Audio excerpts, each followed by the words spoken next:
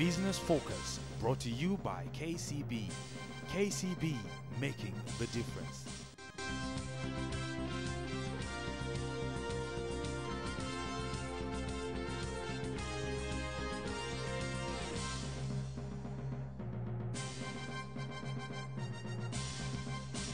Planning a business is not just a must, but also requires one to build habits that an entrepreneur should develop, implement, and maintain. It requires one to analyze, research, compile data, and make conclusions on the best practices based on facts. Good evening and welcome to Business Focus, the only show of its kind that showcases the best practices that entrepreneurs should carry on and also showcase their creativity. My name is Joy Doreen Bira. Let's take a sneak peek into what we expect on tonight's show. How to grow strawberries, using solar to run drip irrigation, and what is in store for Nairobi County. We continue to welcome your feedback on our Facebook page and Twitter handle. You can also drop us an email on bf@standardmedia.co.ke or SMS number 8041.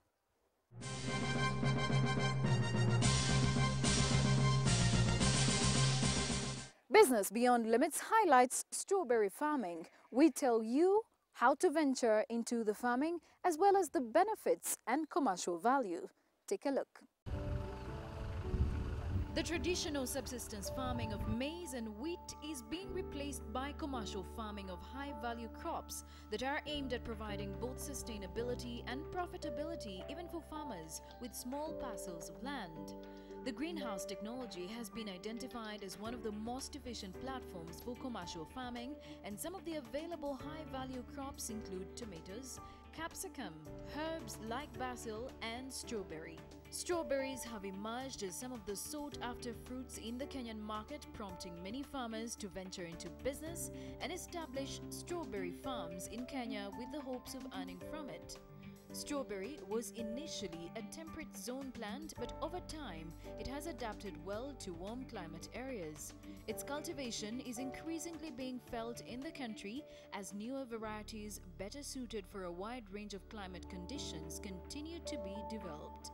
Strawberry cultivation has both commercial as well as health value. Strawberry is a good source of calcium, magnesium, and iron for humans and is widely used as an immune booster as well as a fight against anemia among other diseases. Wale wanaitumia strawberry wanaongeza damu, wanasafisha damu, inapigana na kansa na vile vile inapigana na gout na diabetes. Kwa hivyo wale wako na shida, hii ni tunda ambayo mahospitali yetu yote ambapo tutaingia kwenye soko kwenye tutauza, mahospitali inahitaji kwa sababu ya vile vile ya tiba ambayo iko kwa strawberry. In Kenya, strawberry production is mainly for export market, though local market for fresh fruits is opening up. There are 42 varieties of strawberries. However, farmers in the country are yet to explore a good number of these varieties. The commonly grown variety in Kenya is Chandler. This variety is vigorous, high-yielding, and generally produces very desirable berries. Strawberry inaweza fanya karibu Kenya mzima, kwa sababu tukiangalia kiwango ya joto, strawberry inafanya kuanzia nyuzi 10 degrees up to 30 degrees. Kwa hivyo tukiangalia Kenya yetu iko karibu, kila pahali iko karibu, ijapokuwa northeastern na upande wa Mombasa sehemu zingine unakuta kwamba ile 30 degrees imepita to 32 or 34. Strawberries are vegetatively propagated, and like any other plant, proper land preparation is essential. Sasa tukija kutayarisha, kwa sababu vitu zote tuko nazo, tutaanza na kulima shamba kama jinsi nilivyoelezea. Tutalima shamba yetu, alafu tupime vipimo vya vitanda ambazo zitakuwa upana wa mita 1. Hiyo ndio upana wa kitanda. Urefu inategemea shamba lako jinsi lilivyo. Hapo katikati tutaweka njia ambayo ni ya kupitia wakati tunalimia, wakati tunavuna. Kwa hivyo tutaweka njia ambayo itakuwa na kipimo cha 50 cm ambayo itakuwa imegawanya vitanda vyote. Tukisha inua kitanda yetu jinsi ninaionyesha hapa, tukisha inua sasa tutaiweka mbolea. Kwa hivyo mbolea haiingizwi mbele ya kuinua kitanda. Kitanda ndio inainuliwa juu, kwa sababu huu mmea hauna mizizi kubwa, ni mizizi dogo. Kwa hivyo ukiweka mbolea kabla ya kuinua kitanda itakuwa bure. Kwa hivyo unainua kitanda kwanza kama jinsi ninayoionyesha hapa, alafu uweke mbolea. Strawberry planting requirements are minimal and easily available. However, propagation paths must be obtained from recognized plant propagation consultants if one is to achieve the best yield.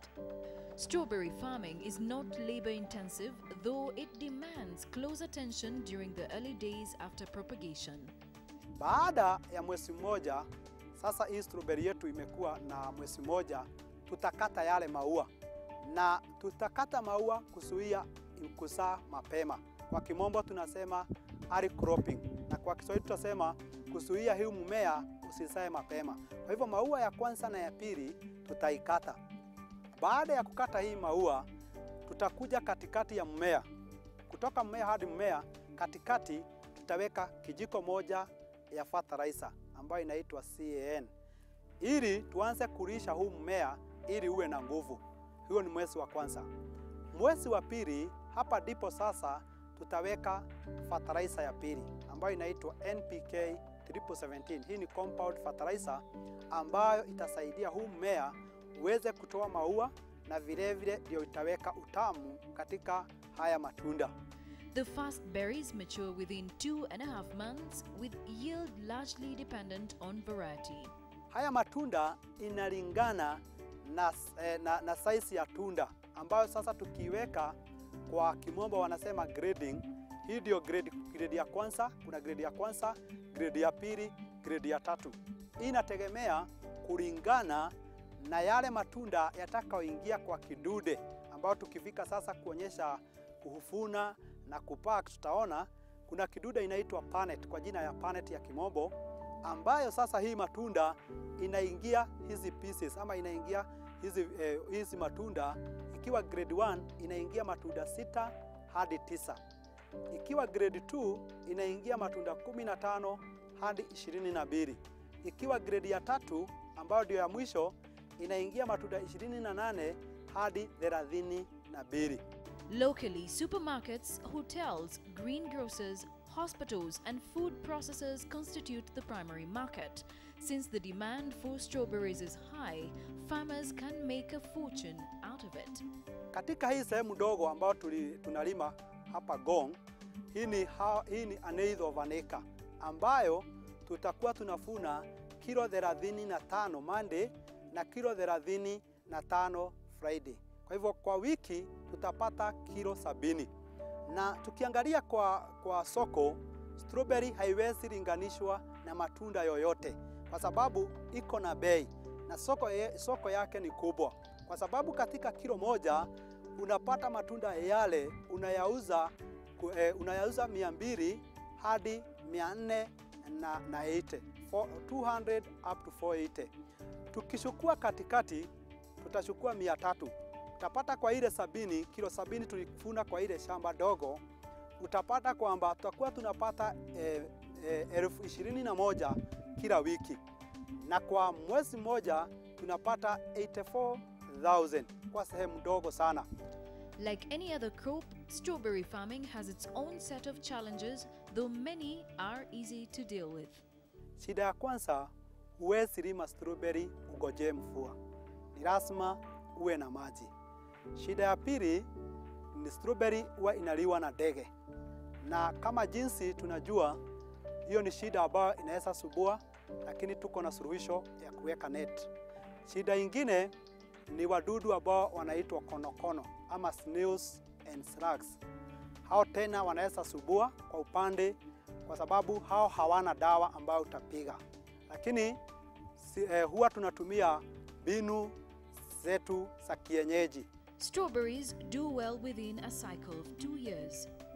For an eighth of an acre, the initial cost of propagation is about 300,000 Kenya shillings, but the return on its investment is awesome.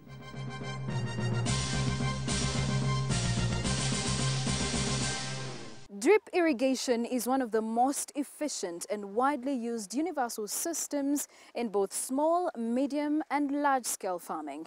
In Emerging Enterprises this week, we feature a new drip irrigation kit that is solar-powered and can be used by farmers who live in areas without access to electricity. This and more coming up after a short break. Don't go away.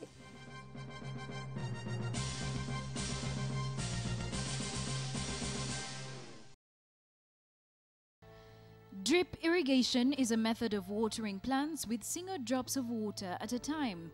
The setup consists of tapes with very small outlets that let out water one drop at a time, wetting the soil around the plant's roots. The technology was developed in Israel for growing crops in dry climates with minimum water, and today it has been adopted globally due to its accuracy and efficiency in use of water. The technology is available in Kenya and has been adopted by small, medium and large-scale farmers. The technology has been further simplified and requires low water pressure to operate, but for medium-scale and large-scale farmers, electricity is required to enable the system filter and pump water through the system to the crops. Most farmers in the rural areas who do not have access to the power grid have been left out of accessing the system, and the few who can afford are forced to deal with the burden of expensive diesel pumps. However, this is soon coming to an end with the invention of a solar irrigation kit by a Kenyan company. In a demonstration site at Limuru in Kenya, Sun Culture, a company that has invented the system, demonstrates how the technology works. Sun Culture's AgroSolar irrigation kit works by connecting a high-efficiency submersible pump powered exclusively by solar power to a drip irrigation system. This makes it cheaper and easier for Kenyan farmers to grow. The kit is connected to a solar panel which generates direct current from the sun during the day to power the system. Using the AgroSolar technology, they can rely on an abundant resource in Kenya, which is the sun. So during the day, this equipment that you see behind us, which is 3 solar panels mounted up 12 feet for purposes of security, this powers a pump that's down in the farmer's well. The generated current pumps water to a raised tank during the day, and when irrigation takes place during the evening, a valve on the water tank is opened and water flows down through a filtration system and onto crop zones via drip irrigation tapes. So the idea of pumping water with solar has been around for some time. The idea of using drip irrigation to irrigate crops has been around for some time as well, although the introduction to the Kenyan market is fairly recent. The AgroSolar irrigation kit includes solar panels, a stainless steel submersible electrical water pump, a sturdy water tank, and can serve any size farm between 1 and 40 acres. Well, if a farmer has the money up front, 346,000 shillings will get him everything. Gets him a soil analysis, a water analysis, installation, training, and follow-on support, plus the entire system. With that, he can make at least up to 1 million shillings per acre per season by growing high-value produce, tomatoes, capsicum, skooma, onions. Before I was depending and relying completely 100% on rainwater. And so there was a matter of seasons like April and October. In August, we used to have nothing in the farms, in the shamba, and allowed January and March, we didn't have anything. But the yields were not good. And in February, we installed that solar panel as you saw it there. And this farm, as you can see it, it was not like this. And after giving it a test, you can see for yourself that it is working. Once installed, the system can last for between 10 to 25 years with minimum service needed. The farm is divided into 10 sections, and each section is irrigated for like 15 minutes maximum. So you can see about within an hour or 2 you are done with irrigating. Before I used to input a lot of labor, a lot of manpower. It was me and some other guys, so I would hire some laborers or casuals to help me. But this time, as we are talking, it's like I can manage it alone. Before, Peter used to use a bucket, come over here to the well and fetch water, which would probably take him about 3 hours doing this, where he would walk over to his farm and water his crops. But this has changed for the last 3 months. All Peter is doing is open the valves and there his crops will be taken care of. But this did not come easy because power is generated from the solar panel and then it comes down to the submersive pump, and from the submersive pump we have to come over here where the water is pumped to, and then by gravity the water goes down to the farm. The technology comes at a time when Kenya has 5.4 million hectares of arable land, but only 17% of this land is suitable for rain-fed agriculture, leaving the remainder in need of irrigation and pumping technology. Now I can rely on this water, this irrigation system, because like now you can see we have a lot of sun and we have some very green plants in our farm, because we don't have to wait for the rain to come in October or in September. So we are optimistic that before the rain comes, we will have harvested this and have sold it. If adopted, the technology, which is said to be 80% more water efficient than any other irrigation methods, will bring down the cost of irrigation significantly and increase profit margins for farmers.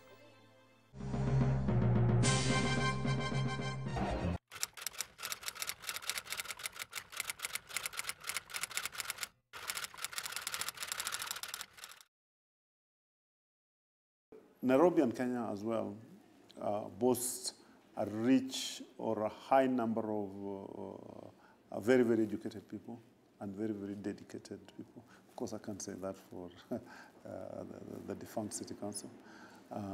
So, I mean, that gives it a head start. So, a number of things that we will do to enhance, make it more attractive is simplify the business licensing processes, improve the labor, climate, and environment. I've talked about security. The third one is infrastructure.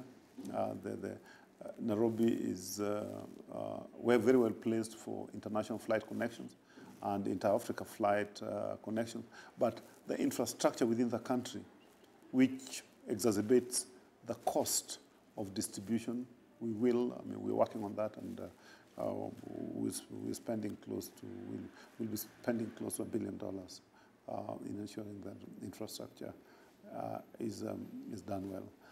In terms of what are we going to do to the youth and women, in line with the government policy, we recently advertised for pre-qualification of tenders, and we are reserving 30% of the total supplies to the county to the youth, and the terms of reference for the youth to be able to fulfill have already been withdrawn. And as well, I mean, women will have a very, very special place in terms of the supplies that are going to come to the country.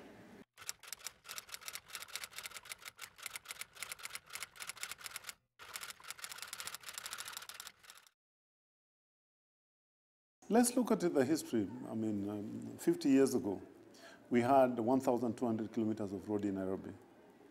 And currently, we only have 2,100, which means in 50 years, we've only added 900 kilometers of new roads. We register 5,000 vehicles every month. So it's 60,000 vehicles a year, of which 60% stay in Nairobi. So we're doing a number of things to decongest the city. One is to divert the passing traffic that doesn't need to come in the city. Also, in the design of our roads, there were quite a lot of what you call missing links. A road goes and dies, so you're not able to access it. We are completing the missing links which were available in Upper Hill area. The missing link from Ngong Road to through Kileleshwa. One goes to Westlands, and the other one goes to James Gichuru. We want it to be an integrated system, so we will be looking at the commuter rail system as well.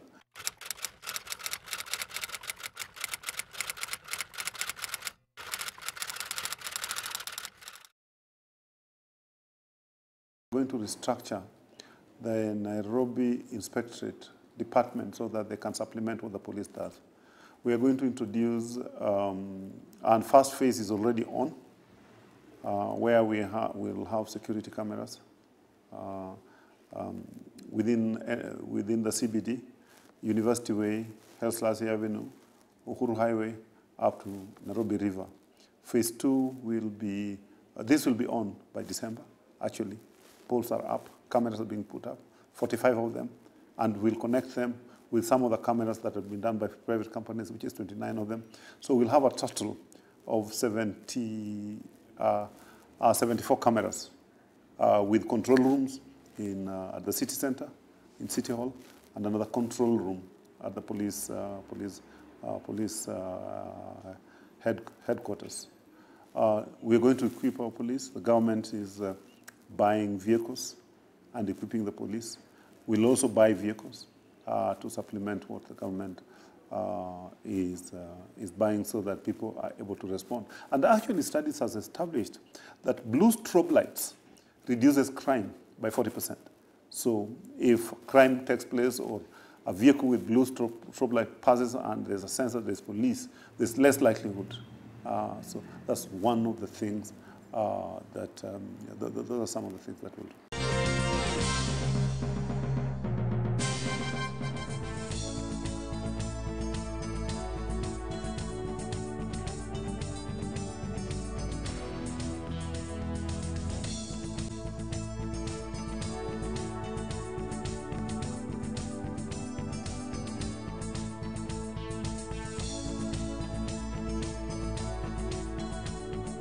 And we've come to the end of the show this week. Thank you all for joining us on this edition of KTN Business Focus.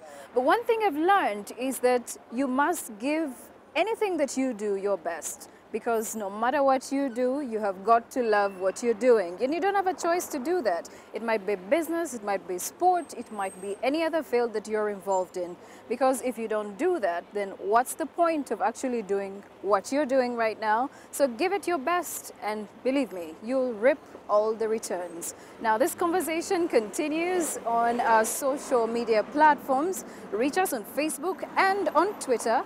And remember to email us, bf@standardmedia.co.ke, or SMS us on 8041. My name is Joy Doreen Bira. Until next week's edition of KTN Business Focus, thank you all for watching and have a good night.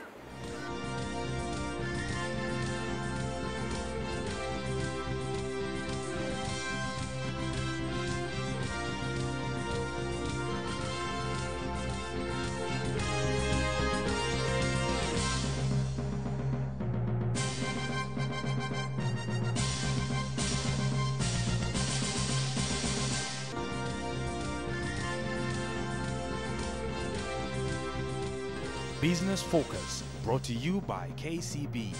KCB, making the difference.